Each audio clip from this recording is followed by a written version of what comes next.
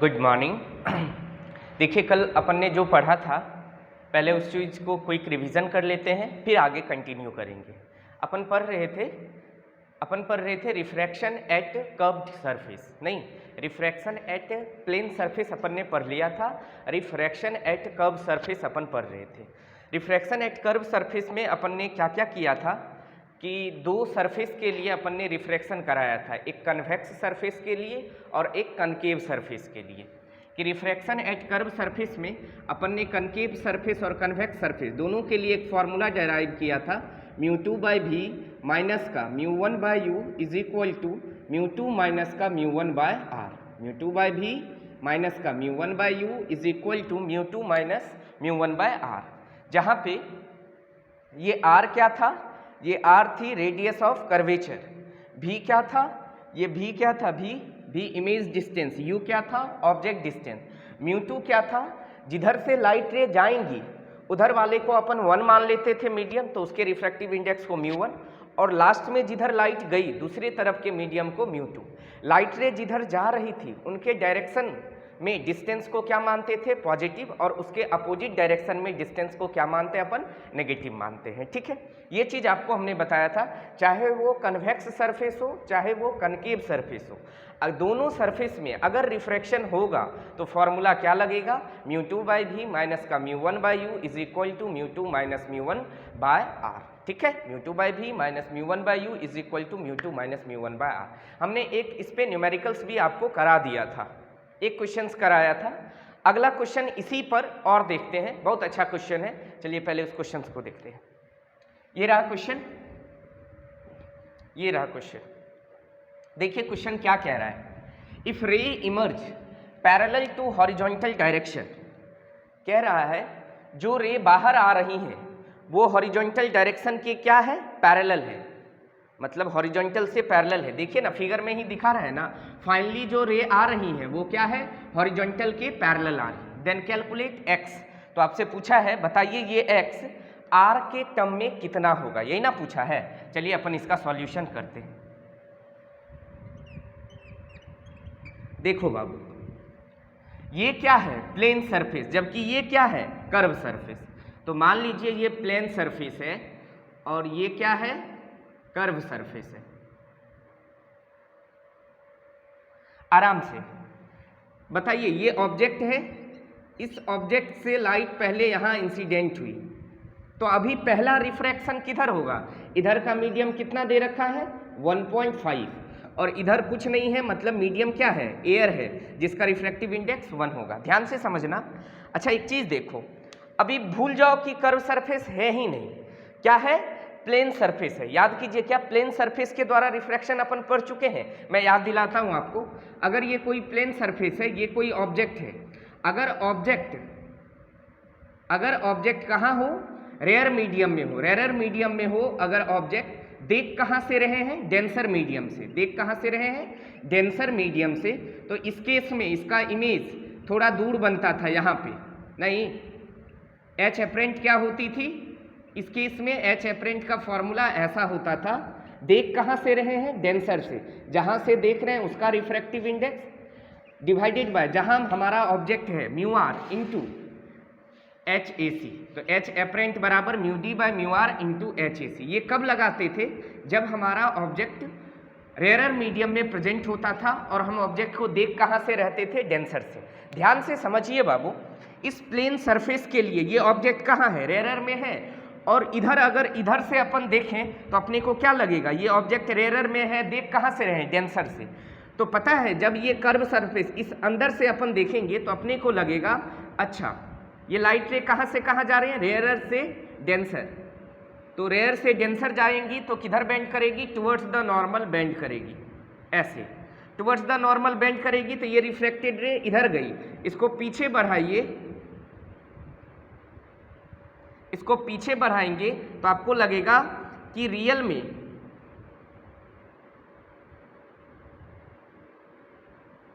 यहां से ये लाइट आ रही है, ये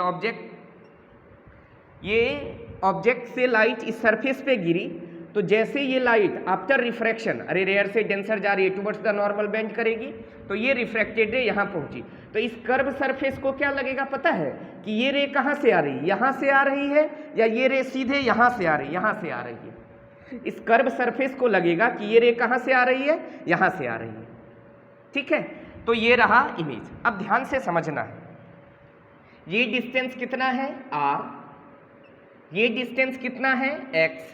अब इस प्लेन सरफेस के लिए देखो, प्लेन सरफेस से ऑब्जेक्ट कितने दूरी पर, x, तो क्या अपन ऐसा कह दें h एक्चुअल x है, जबकि रिफ्रैक्टिव इंडेक्स डेंसर मीडियम का हम इधर से ना देख रहे हैं, तो डेंसर मीडियम का रिफ्रैक्टिव इंडेक्स 1.5, रेयरर मीडियम में ऑब्जेक्ट है जिसका रिफ्रैक्टिव इंडेक्स 1 है, और हमको क्या निकालना है, ये distance, that is h apparent. तो क्या h एपरेंट निकाला जा सकता है। अब आप कहोगे सर h एपरेंट क्यों निकाल रहे हैं आप, सोचो ना बाबू, ये ऑब्जेक्ट से लाइट इस सरफेस पे गिरा, रेयर से डेंसर जा रही, टुवर्ड्स द नॉर्मल बेंड कर दिया आफ्टर रिफ्रैक्शन, ये लाइट रे फाइनली यहाँ स्ट्राइक किया, तो ये कर्व सरफेस को क्या लगेगा, लाइट रे सीधे यहाँ कहीं से आ रही है, तो इसका मतलब ये डिस्टेंस जरूरी है ना। इस कर्व सरफेस के लिए ऑब्जेक्ट का काम कौन करेगा, जो प्लेन सरफेस के लिए इमेज बना है, जो प्लेन सरफेस का इमेज है वो कर्व सरफेस के लिए किसकी काम करेगा, इमेज, सॉरी ऑब्जेक्ट का। तो क्या ये डिस्टेंस निकाला जा सकता है, ये डिस्टेंस निकाल सकते हैं अपन, कैसे देखिए, इसको अपन ने क्या मान लिया, HAP।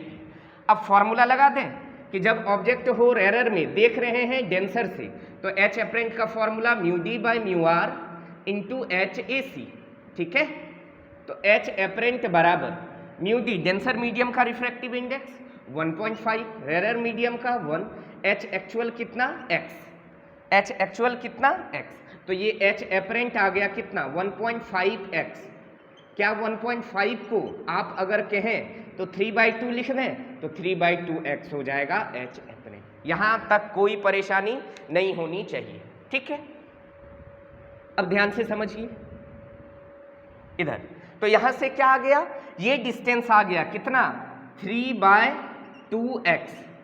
अब आइए कर्व सरफेस को देखिए, मतलब रियल में ना यहाँ पर दो सरफेस है, एक प्लेन सरफेस है और एक कर्व सरफेस है, तो रिफ्रैक्शन भी 2 बार होने के बाद फाइनल इमेज बनेगा। एक बार रिफ्रैक्शन किसके द्वारा हुआ, प्लेन सरफेस के द्वारा, प्लेन सरफेस के द्वारा जो रिफ्रैक्शन हुआ उसके द्वारा जो इमेज बना वो कर्व सरफेस के लिए किसकी तरह बिहेव करेगा, ऑब्जेक्ट की तरह। तो सिर्फ अभी कर्व सरफेस को बना रहे हैं।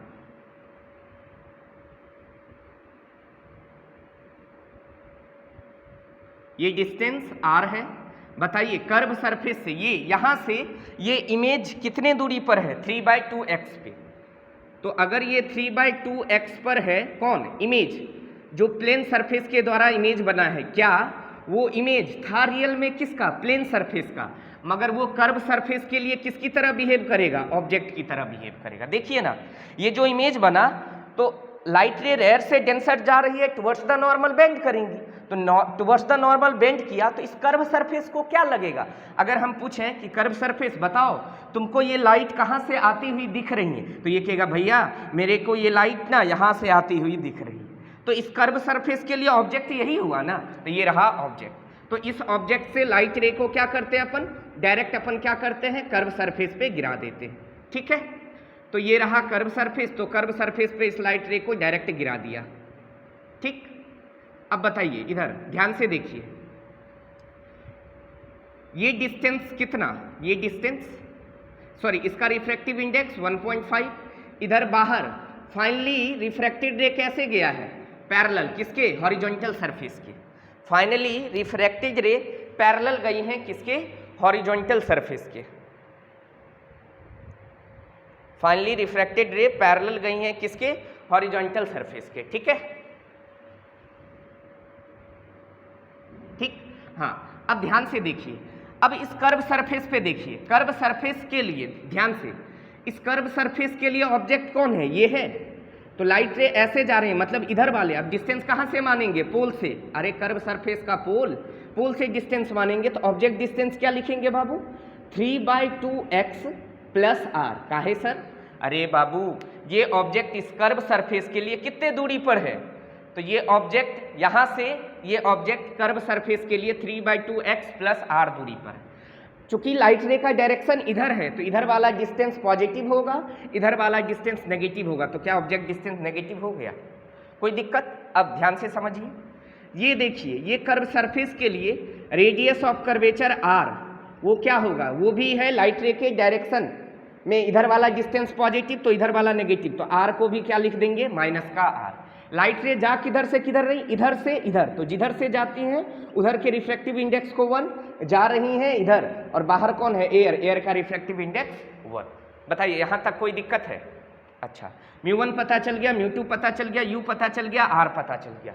v के बारे में थोड़ा बताइए फाइनली ये रिफ्रैक्टेड रे कैसे जा रही है, पैरेलल टू द हॉरिजॉन्टल, मतलब ये कहाँ मिलेगी, इन्फिनिटी पे कहीं। अरे पैरेलल लाइन कहाँ मिलती है, मानते हैं ना इन्फिनिटी पे, तो हम ऐसा बोल दें कि सर इमेज डिस्टेंस क्या होगा, इन्फिनिटी। अरे भाई ये रे, रिफ्रैक्टेड रे फाइनली कहाँ जा रही है, parallel to the horizontal surface, तो कहीं मिलेगी, मगर मानते हैं ना पैरेलल लाइन कहाँ मिलती होगी, इन्फिनिटी पे, तो जहाँ ये मिलेगी फाइनल इमेज वहीं ना बनाएगा। इसका मतलब इस कर्व सरफेस के द्वारा, मतलब प्लेन सरफेस ने ऑब्जेक्ट का जो इमेज बनाया, वो इमेज कर्व सरफेस के लिए क्या है, ऑब्जेक्ट है। अब कर्व सरफेस के लिए जो वो ऑब्जेक्ट है, उस ऑब्जेक्ट का कर्व सरफेस इमेज कहाँ पे बनाएगा, इन्फिनिटी पे। सर आपको कैसे पता चला?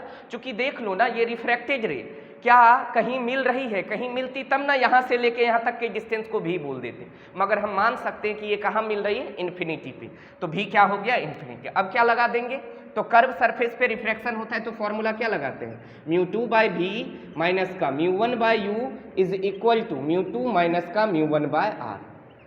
μ2 बोले तो 1, v बोले तो इन्फिनिटी, माइनस का μ1 कितना 1.5, u कितना माइनस का 3/2x प्लस आर, ठीक है, बराबर μ2 कितना 1 माइनस μ1 कितना 1.5, आर कितना माइनस का आर।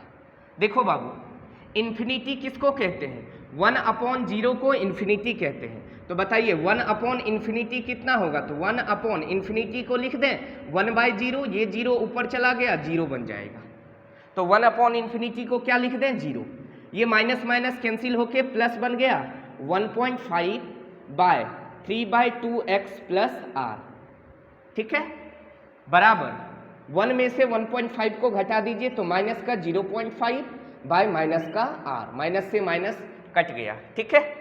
अब ध्यान से देखिए, लास्ट अब आंसर आ जाएगा, क्या बचा,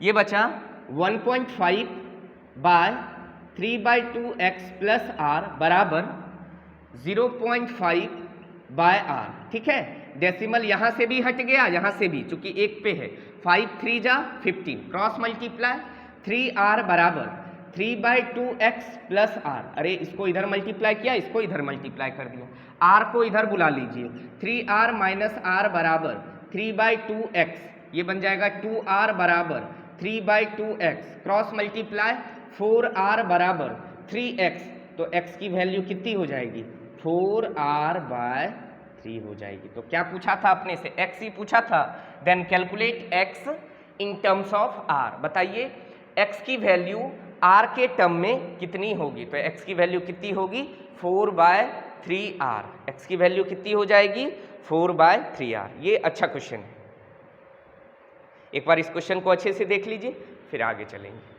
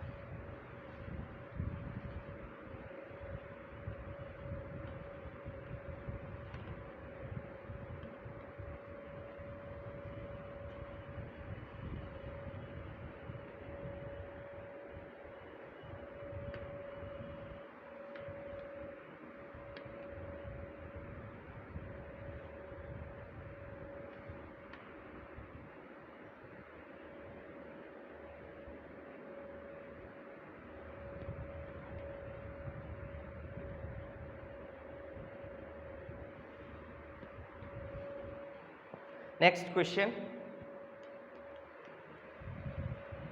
calculate distance of image, calculate distance of image, calculate distance of image from pole of curved surface, from pole of curved surface if object is viewed from air, if object is viewed from air, ऐसा दे रखा है curve surface.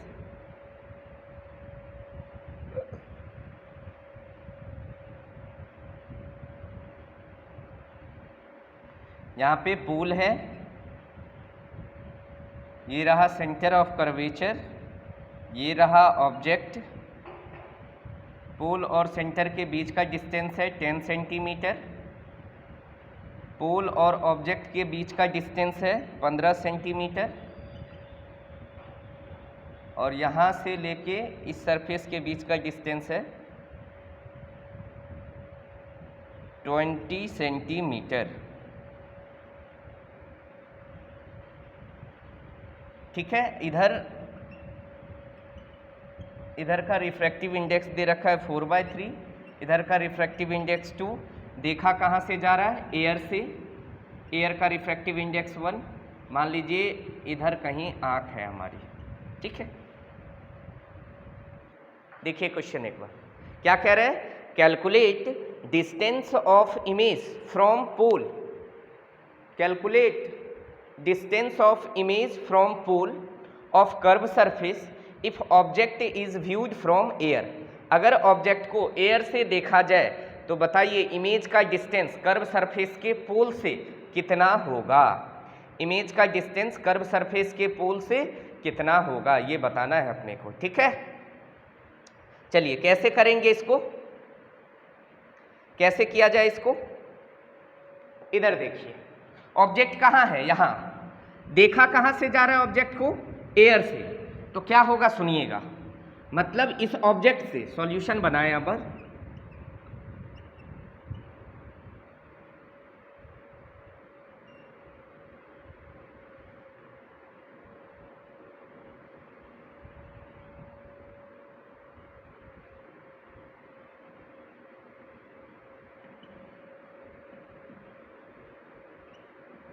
इधर 4/3 दे रखा है, हमेशा figure बनाए के ही इस चीज़ को बता पाएंगे ना।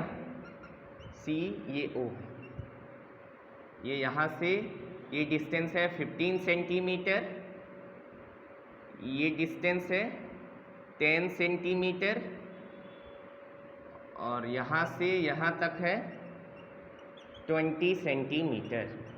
ठीक है, चलिए इधर देखिए, मान लीजिए इस ऑब्जेक्ट से लाइट रे क्या होंगी, इधर आएंगी, और ये हमारे किस पे आएंगी, आँख पे आएंगी,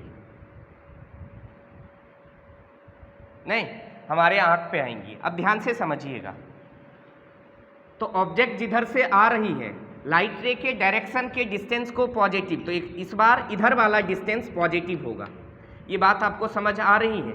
लाइट रे का डायरेक्शन इधर है ना, तो ये वाला डिस्टेंस पॉजिटिव, जबकि इधर वाला डिस्टेंस नेगेटिव। जिधर से लाइट आ रही है उधर के रिफ्रैक्टिव इंडेक्स को 1, जिधर लास्ट में जा रही है उधर के रिफ्रैक्टिव इंडेक्स को μ2। सही बात है, अब ध्यान से देखिए, मतलब क्या क्या पता चल गया आपको, μ1 पता है, लाइट रे जिधर से आ रही 2, सही बात है, μ1 क्या है 2, μ2 की वैल्यू हो जाएगी 1, सही है। ऑब्जेक्ट डिस्टेंस, तो पोल से ऑब्जेक्ट का डिस्टेंस 15, मगर ये 15 कैसा, नेगेटिव, तो u की वैल्यू क्या हो जाएंगी, माइनस का 15 सेंटीमीटर।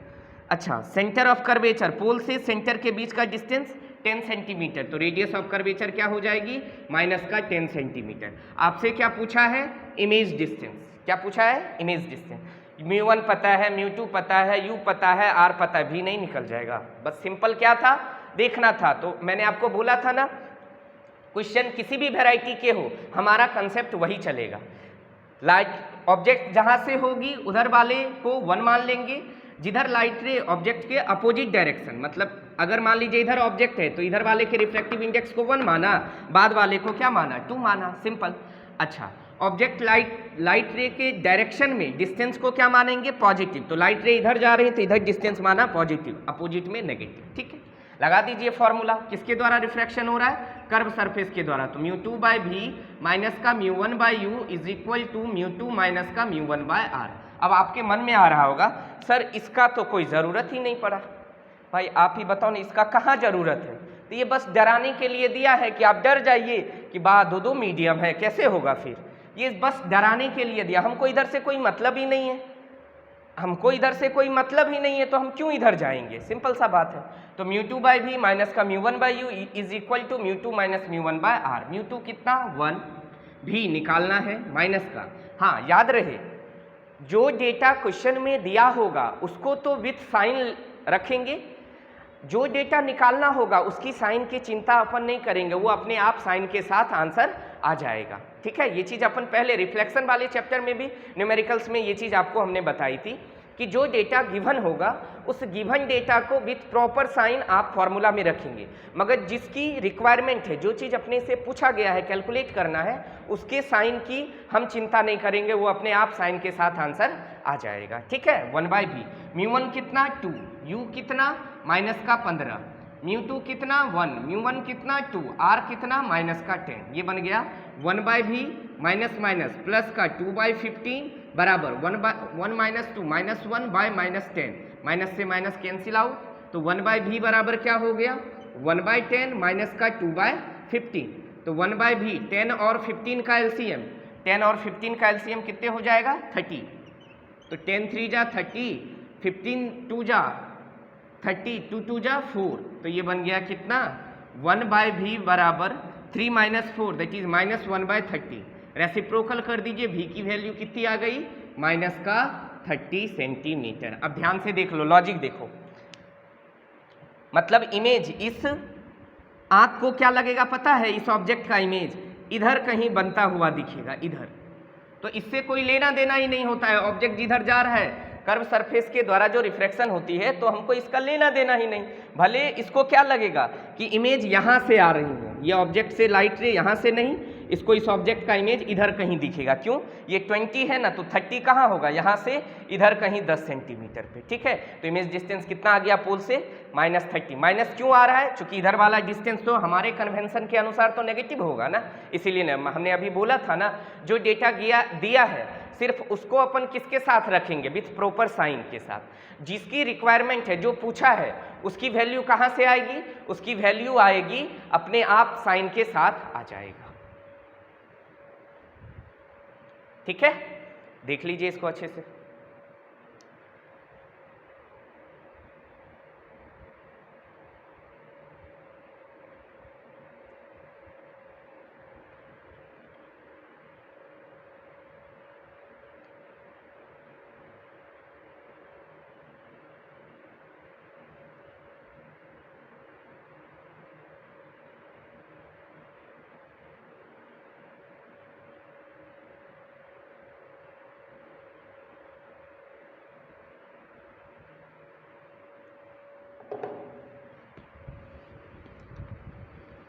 अब यहाँ कर्व सरफेस के लिए जिस तरह याद कीजिए अपन मिरर के लिए फोकस देखे थे, फोकस, तो उसी तरह कर्व सरफेस के लिए दो फोकस होती है यहाँ।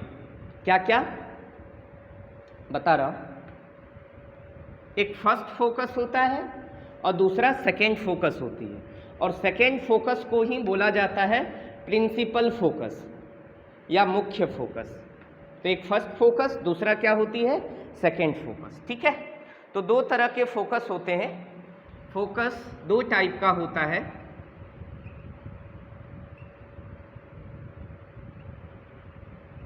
दो प्रकार के फोकस होते हैं। कौन कौन? एक को कहते हैं अपन फर्स्ट फोकस, फर्स्ट फोकस, और दूसरे को क्या कहा जाता है? Second focus. पहले को कहा जाता है फर्स्ट फोकस, दूसरे को कहा जाता है सेकेंड फोकस, या इसी को कहते हैं प्रिंसिपल फोकस, मुख्य फोकस। अब क्या होती है फर्स्ट फोकस, सेकेंड फोकस, वो समझते हैं। देखिए, मान लीजिए ये कर्व सरफेस है। कौन सा कर्व सरफेस है? देख के बताओ, कौन सा कर्व सरफेस है? ये कन्वेक्स। तो ये कन्वेक्स कर्व सरफेस है, ठीक है। अगर ये कन्वेक्स कर्व सरफेस है, ये क्या है, प्रिंसिपल एक्सिस है, ये प्रिंसिपल एक्सिस है। अब इधर के रिफ्रैक्टिव इंडेक्स को, आउटसाइड मीडियम के रिफ्रैक्टिव इंडेक्स को अपन ने μ1 माना, और इधर वाले मीडियम के रिफ्रैक्टिव इंडेक्स को अपन ने क्या माना, μ2। और ये कौन है, पोल, ये कौन है, पोल। अब देखिए फर्स्ट फोकस का डेफिनेशन क्या है, वह पॉइंट जहां से जब कोई लाइट रे इंसिडेंट करे किसी कर्व सरफेस पे, तो आफ्टर रिफ्रैक्शन वो प्रिंसिपल एक्सिस के क्या हो जाए, पैरेलल हो जाए। वह पॉइंट जिस पॉइंट से आने वाली इंसिडेंट रे जब किसी कर्व सरफेस पर इंसिडेंट हो, तो आफ्टर रिफ्रैक्शन वो क्या होंगी, प्रिंसिपल एक्सिस के पैरेलल हो जाएंगी। तो यही पॉइंट क्या कहलाएगा, फर्स्ट फोकस F1। और पोल से फोकस के बीच के डिस्टेंस को कह देंगे फर्स्ट फोकस के बीच का डिस्टेंस। कोई दिक्कत? अगला आइए, सेकेंड फोकस किसको कहेंगे, वही बात फिर से, वही मान लीजिए कर्व सरफेस है, ये रहा पोल, इधर बाहर के मीडियम का रिफ्रैक्टिव इंडेक्स को अपन ने क्या माना, μ1, अंदर वाले को μ2। सेकेंड फोकस क्या होती है, वह पॉइंट जब कोई दो इंसिडेंट रे प्रिंसिपल एक्सिस के पैरेलल इंसिडेंट हो रही हो किसी कर्व सरफेस पे, तो आफ्टर रिफ्रैक्शन ये जिस पॉइंट पर मिलेगी वही पॉइंट क्या कहलाएगा, सेकेंड फोकस कहलाएगा। तो यहाँ से यहाँ तक के डिस्टेंस को क्या बोलेंगे, F2। याद कीजिए, फोकस पॉइंट को कैपिटल F से दिखाते हैं, जबकि फोकल लेंथ को स्मॉल f से दिखाया जाता है। क्या ये बात इतना क्लियर है? फर्स्ट फोकस क्या होगी, सेकेंड फोकस क्या होगी। फर्स्ट फोकस वह पॉइंट है जहां से लाइट रे इंसिडेंट होते हुए किसी कर्व सरफेस पे पड़े, तो आफ्टर रिफ्रैक्शन वो प्रिंसिपल एक्सिस के पैरेलल चला जाए, तो ये हो गया फर्स्ट फोकस। वह पॉइंट जहां पर दो पैरेलल प्रिंसिपल एक्सिस के पैरेलल आती हुई इंसिडेंट रे आफ्टर रिफ्रैक्शन जिस पॉइंट पर मिल जाएंगी वो पॉइंट कौन सा होगा, सेकेंड फोकस। अब आइए, इसका क्या मतलब है, आराम से समझो। ये कौन है, ऑब्जेक्ट है, ऑब्जेक्ट से ना लाइट आ रही होगी, ये भी क्या है, ऑब्जेक्ट है। तो बताइए इस केस में ऑब्जेक्ट का डिस्टेंस, इधर वाले को μ1, ऑब्जेक्ट का डिस्टेंस को क्या मान लें, माइनस का F1 मान। अरे भाई फिर से वही, कर्व सरफेस के लिए रिफ्रैक्शन का फॉर्मूला और इधर वाला डिस्टेंस नेगेटिव, तो u की वैल्यू माइनस का F1। अच्छा, अब इधर ध्यान से देखिए, इधर हो गया μ1 μ2, अब भी इमेज डिस्टेंस कहाँ जा रही है, मतलब ये रिफ्रैक्टेड रे फाइनली कहाँ जाएगी, पैरेलल है, तो पैरेलल लाइट रे कहाँ मिलेगी, इन्फिनिटी पे, तो इमेज डिस्टेंस इन्फिनिटी। लगा दीजिए फॉर्मूला, μ2/v माइनस का μ1/u is equal to μ2 minus का μ1/r। सही बात है। अब इधर देखो, μ2 का मान कितना, μ2 ही, v के जगह इन्फिनिटी माइनस का μ1 को लिए μ रख दिया, u की वैल्यू माइनस का F1, μ2 कितना, μ2 माइनस μ1, r के जगह क्या रखेंगे। बताइए इस कर्व सरफेस के लिए, ये कर्व सरफेस का सेंटर इधर कहीं होगा, तो सेंटर और पोल के बीच का डिस्टेंस रेडियस होगा, तो वो रेडियस कैसी होगी, पॉजिटिव होंगी। नहीं, इधर डिस्टेंस है तो पॉजिटिव, तो यहाँ लिख दिया r। कोई दिक्कत? अभी बताया था 1/∞ क्या होती है, 0, तो 1/∞ अगर 0 होगा तो ये खत्म, माइनस माइनस कट गया। इधर देख लो, तो ये बन जाएगा μ1/F1 बराबर μ2 माइनस μ1/r।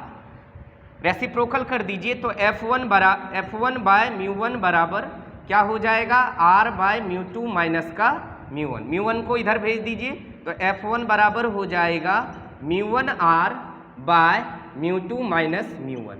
एक तो या तो ये बोल सकते हैं कि फर्स्ट फोकस किसी भी कर्व सरफेस के लिए क्या होगी, F1 बराबर μ1r/μ2 माइनस μ1। आप क्या कीजिए, μ1 को नीचे बुला, ऐसे लिख सकते हैं r/μ2 माइनस का μ1/μ1। अरे बात तो एक ही हुआ ना, इस μ1 को नीचे ले आया। तो बताइए इसको क्या लिखेंगे, ध्यान से देखो, क्या दिख रहा है क्लियर, इसको क्या लिखेंगे, इसको मैं यहाँ लिख दे रहा हूँ, ऊपर में जगह है ना। हाँ देखिए, इसको अपन क्या लिखेंगे, F1 बराबर क्या आ गया, r/, अलग अलग कर दीजिए, तो क्या लिख दें इसको, μ2/μ1 माइनस का μ1/μ1 1 हो गया, तो इसको लिख दें r/। बताइए μ2/μ1 का क्या मतलब हुआ, दूसरे मीडियम का रिफ्रैक्टिव इंडेक्स किसके रिस्पेक्ट में, 1 के रिस्पेक्ट में। याद कीजिए, एक मीडियम का रिफ्रैक्टिव इंडेक्स किसी दूसरे मीडियम के रिस्पेक्ट में, तो इसको ऐसे लिख दें, दूसरे मीडियम का 1 के रिस्पेक्ट में -1, तो ये आ गया F1। तो F1 बराबर या तो आप याद रख लें μ1 R बाय μ2 माइनस μ1, या तो आप याद रख लें R बाय μ2 1 -1, मतलब दूसरे मीडियम का रिफ्रैक्टिव इंडेक्स अपॉन पहले मीडियम का रिफ्रैक्टिव इंडेक्स। ये था फर्स्ट फोकस की कहानी। ठीक, अब सेकंड फोकस में आते हैं। बताइए इस बार ऑब्जेक्ट कहाँ है, तो इंसिडेंट लाइट रे कहाँ से आ रही है, पैरेलल आ रही है, तो पैरेलल लाइट अपन क्या मानते हैं, कहाँ से आ रही है, इन्फिनिटी से। इधर वाला डिस्टेंस पॉजिटिव, इधर वाला नेगेटिव, तो यू को क्या बोलते हैं, माइनस इन्फिनिटी। इन्फिनिटी में प्लस माइनस लगाइए, कोई फर्क नहीं पड़ता है। ठीक है, इधर डिस्टेंस है माइनस इन्फिनिटी। अच्छा ठीक है, इस बार इमेज कहाँ बन रहा है, फोकस पे, तो v बराबर क्या हो जाएगा, plus F2। Radius of curvature फिर से क्या हो जाएगी, प्लस का r। μ1 μ2 तो पता ही है, आइए लगाते हैं फिर से कर्व सरफेस के रिफ्रैक्शन के लिए फॉर्मूला। μ2 बाय v माइनस का μ1 by u is equal to μ2 minus μ1 by r। μ2 v कितना, F2 माइनस का μ1 u कितना, माइनस का इन्फिनिटी, बराबर μ2 माइनस का μ1 by r। Minus minus cancel, तो ये बन जाएगा μ2 बाय F2, ये बन जाएगा μ1 बाय इन्फिनिटी, बराबर μ2 माइनस μ1 बाय r। बताइए 1 बाय इन्फिनिटी क्या होती है, 0, 0 इंटू μ1 0, तो ये बन जाएगा μ2 बाय F2 बराबर क्या हो जाएगा, μ2 माइनस का μ1 बाय r। रेसिप्रोकल कर दीजिए, तो F2 बराबर क्या हो जाएगा, F2 बाय μ2 बराबर हो जाएगा R बाय μ2 माइनस का μ1।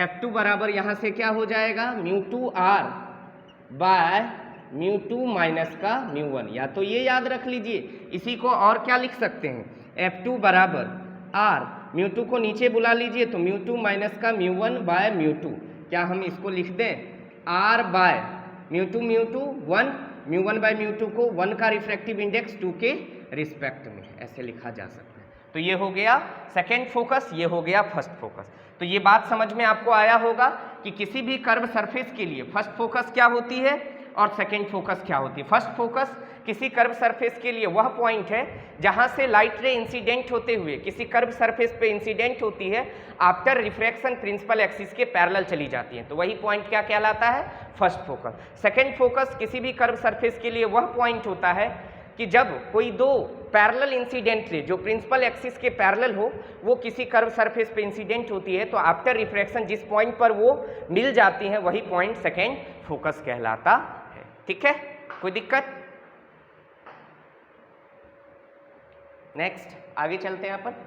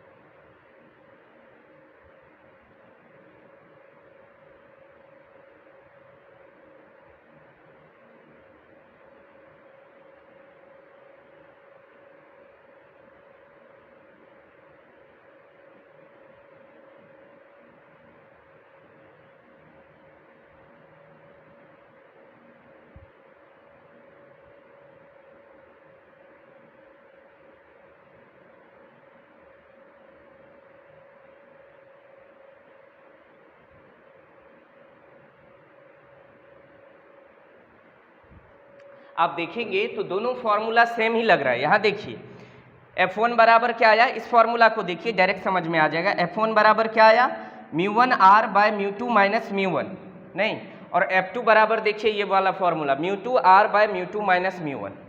अगर हम कहें ना तो इसको अपन कह सकते हैं क्या,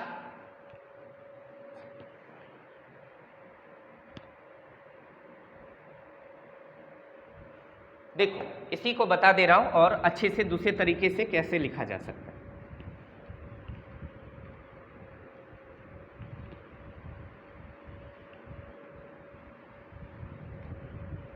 F1 बराबर क्या फॉर्मूला आया था? F1 बराबर आया था R upon mu two 1 minus 1, नहीं यही ना? और F2 बराबर क्या आया बाबू? F2 बराबर आया mu two R by mu two minus का म्यू 1।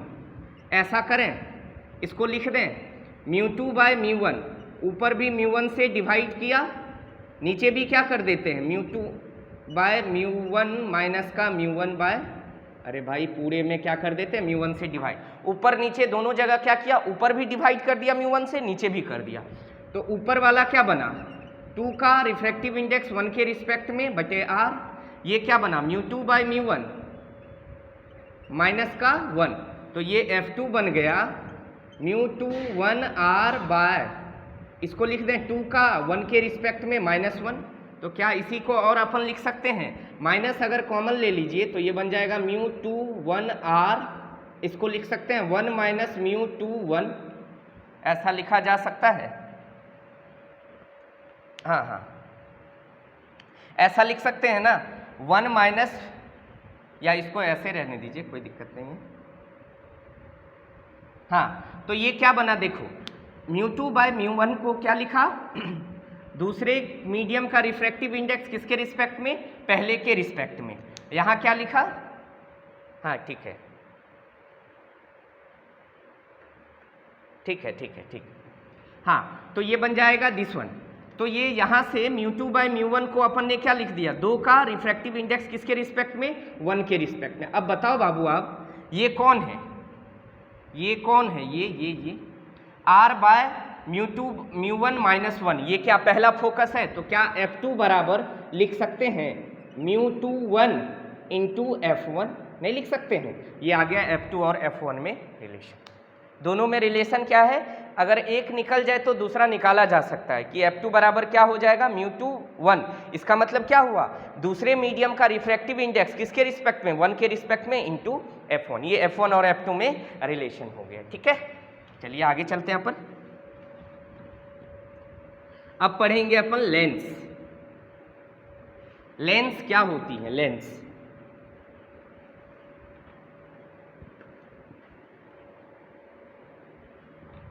लेंस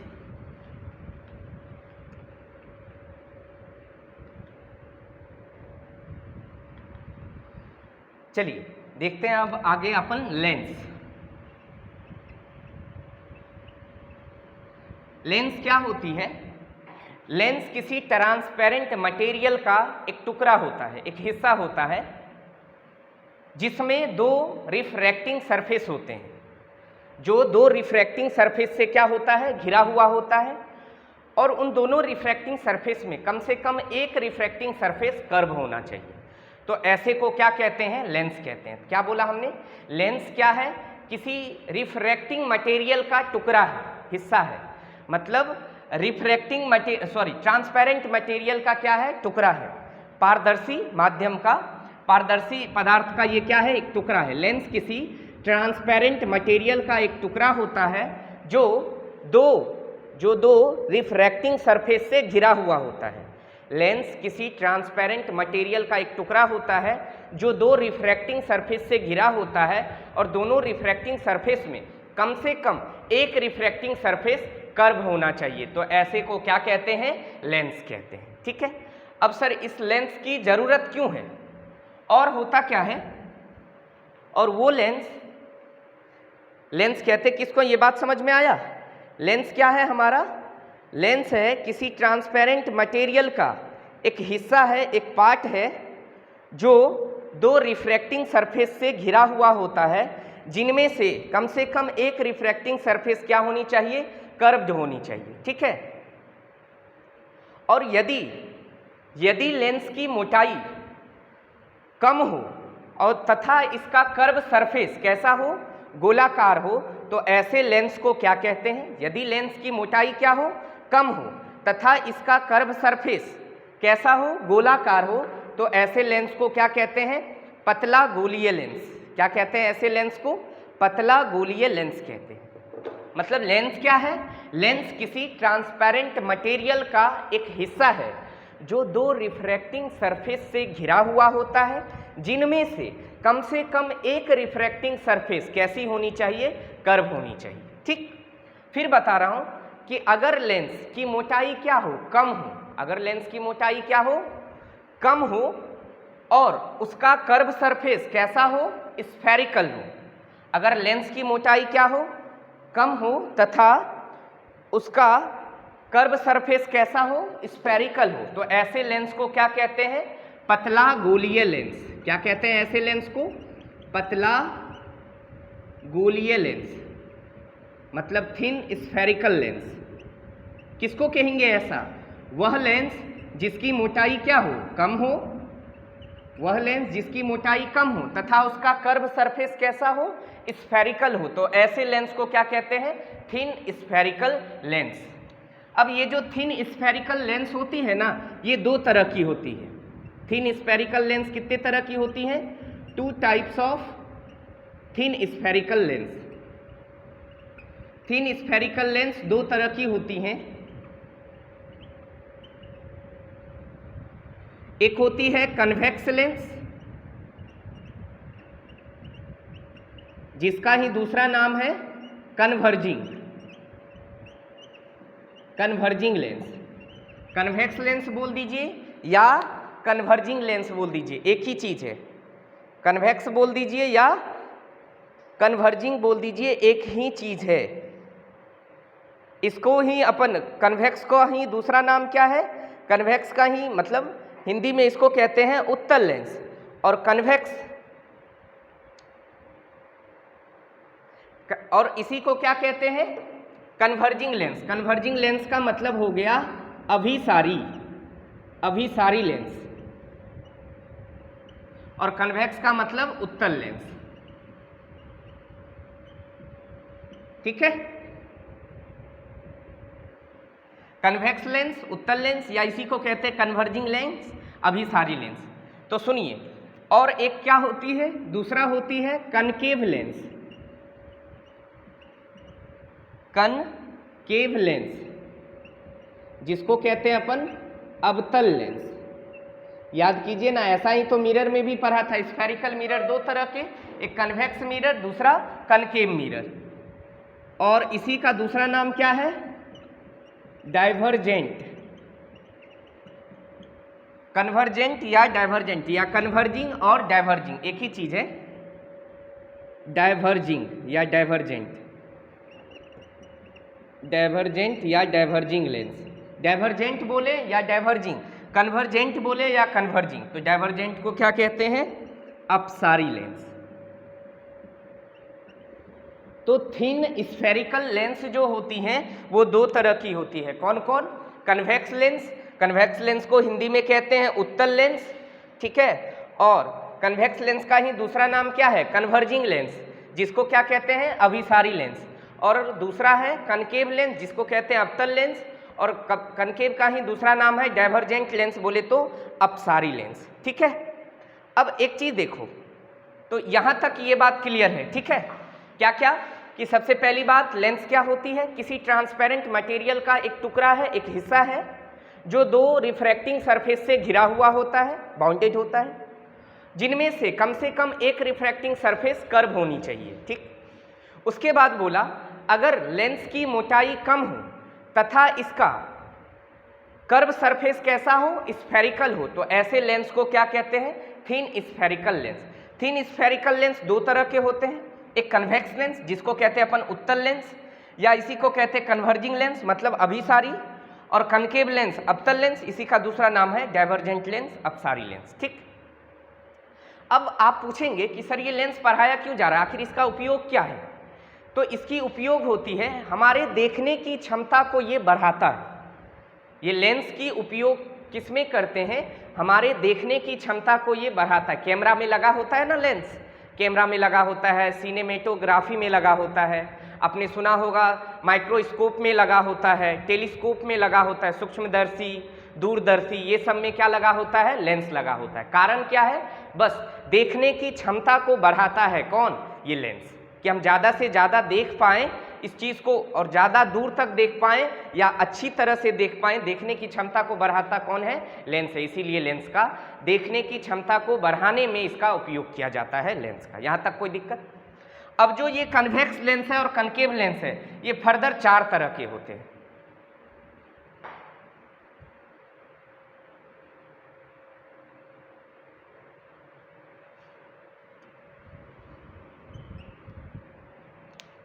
ओके, बस दो या 4 मिनट और कुछ।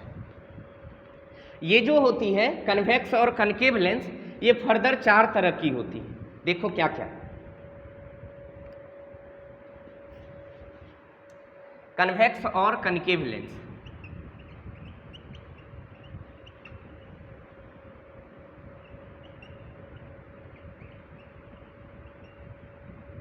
एक कन्वेक्स का एक टाइप होता है बाय कन्वेक्स, द्वि उत्तल। बाय कन्वेक्स का मतलब हो गया, और एक होता है इक्वी कन्वेक्स, सम उत्तल, मतलब दोनों तरफ ये कर्व सरफेस बराबर होगा, तो इसको क्या कहेंगे? इक्वी कन्वेक्स, सम उत्तल। और एक होती है प्लेनो कन्वेक्स, मतलब एक सरफेस क्या हो? प्लेन हो, और दूसरा क्या हो? कन्वेक्स हो। इसको क्या कहते हैं? समतल उत्तल। बाय कॉन्वेक्स को द्वि उत्तल, प्लेनो कन्वेक्स को समतल उत्तल, और इक्वी कन्वेक्स को सम उत्तल। इसको कहते हैं समतल उत्तल। और एक क्या होती है? एक होती है कनकेवो कन्वेक्स, इसको कहते हैं अपन, इसको कहते हैं अवतल उत्तल। तो उत्तल लेंस के कितने टाइप हो गए? 4। कौन कौन? बाय कन्वेक्स, द्वि उत्तल। बाय कन्वेक्स का मतलब दोनों तरफ कर्व हो। इक्वी कन्वेक्स का मतलब कर्व तो हो मगर दोनों का रेडियस ऑफ कर्वेचर बराबर हो। और प्लेनो कन्वेक्स, एक प्लेन हो दूसरा कन्वेक्स हो। और कनकेवो कन्वेक्स, तो एक कनकेव हो दूसरा कन्वेक्स हो। उसी तरह कनकेव लेंस का भी 4 टाइप। कौन कौन? एक बाय कनकेव, दोनों तरफ कनकेव हो। दूसरा मतलब इसको क्या कहेंगे? द्वि अवतल। और एक इक्वी कनकेव, सम अवतल। इक्वी कनकेव को क्या कहेंगे? सम अवतल। ये दोनों बराबर होनी चाहिए। हाँ, और एक होती है प्लेनो कनकेव। इसका मतलब क्या होता है? समतल अवतल, मतलब एक प्लेन और दूसरा कनकेव। और एक होती है कन्वेक्सो कनकेव। एक क्या होती है? कन्वेक्सो कनकेव। ये क्या होती है? उत्तल अवतल। मतलब ये ऐसा होता है।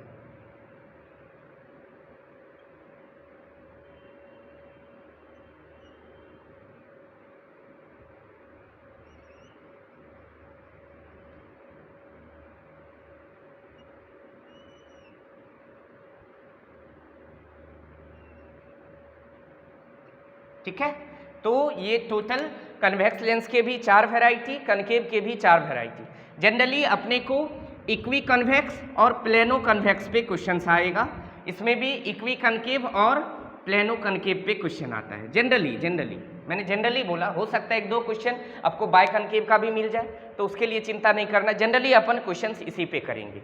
आज के लेक्चर को यहीं तक रहने देते हैं। आगे कल इसके आगे कंटिन्यू करेंगे अपन, कि आपको बताएंगे हम कि लेंस के बारे में आगे, कि लेंस से कैसे इमेज का फॉर्मेशन होता है, लेंस मेकर्स फार्मूला पढ़ाएंगे। मतलब अगला लेक्चर जो होगा फिर से बोर्ड के लिए very very very important. Lens makers formula का डेरिवेशन आता है, इसीलिए अगला लेक्चर भी और भी ज़्यादा इंपॉर्टेंट होगा। एक खास इंपॉर्टेंट नोटिस क्या है कि आप पीछे लेक्चर को बार बार रिवाइज करना स्टार्ट कर दीजिए बाबू, क्योंकि अब ये लेक्चर रुकने वाली नहीं है, चलता ही रहेगा। और आप देख लीजिए पीछे वाला पोर्शन को बैकलॉग होने मत दीजिएगा, नहीं तो एग्जाम के समय प्रेशर हो जाएगा, और प्रेशर होते होते कहीं प्रेशर कुकर मत बन जाइएगा। ठीक है, आज के लिए यहीं तक रहने देते हैं। Thank you.